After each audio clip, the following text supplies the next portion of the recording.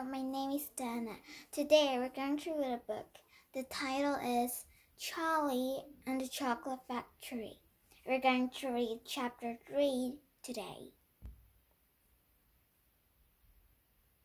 Chapter 3 Mr. Wonka and the Indian Prince.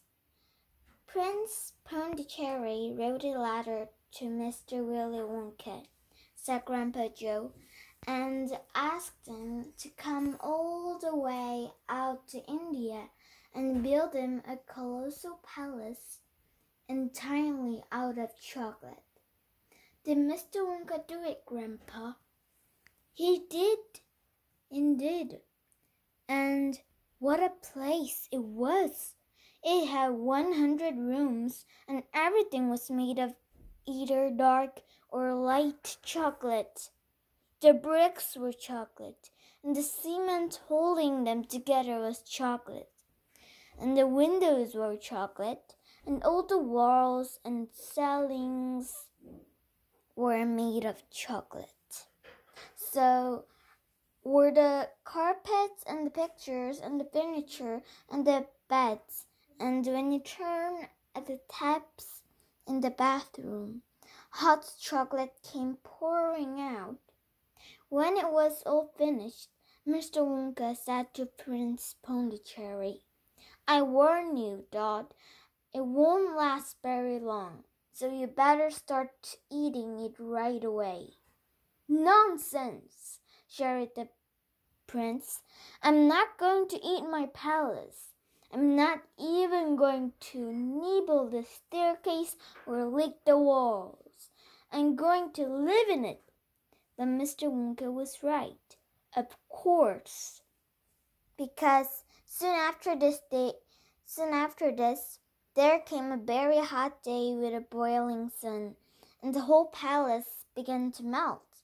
And when it sank slowly to the ground, and the crazy prince, who was dozing in the living room at the time, woke up to find himself swimming around in a huge brown sticky lake of chocolate. Little Charlie sat very still on the edge of the bed, staring at his grandfather. Charlie's face was bright, and his eyes were stretched so wide you could see the whites all around. Is all this really true?" he asked. "Or are you pulling my leg?" "It's true!" cried all four of the old people at once. "Of course it's true. Ask anyone you like. And I'll tell you something else that's true," said Grandpa Joe. And now he leaned closer to Charlie and lowered his voice to a soft, secret whisper. "Nobody ever comes out." "Out of where?"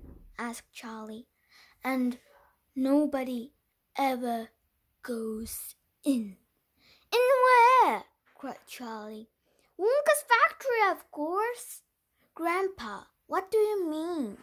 "I mean workers, Charlie." "Workers?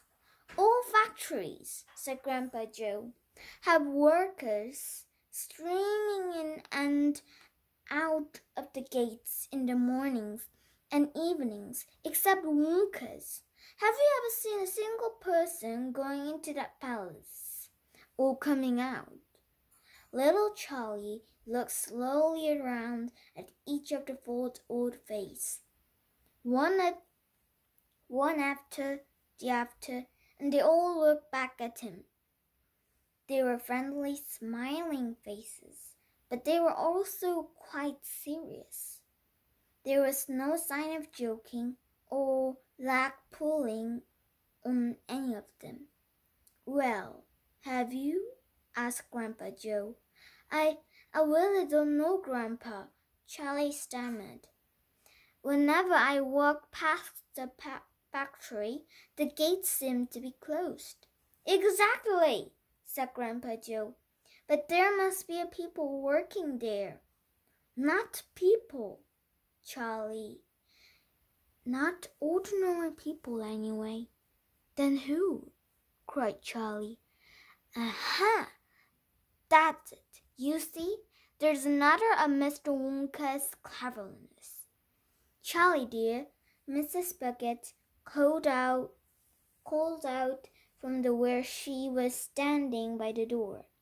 It's time for bed. That's enough for tonight. But, Mother, I must hear tomorrow, my darling. That's right, said Grandpa Joe. I'll tell you the rest of it tomorrow evening. Bye-bye. See you next time. Thank you for watching this video. And don't forget to subscribe.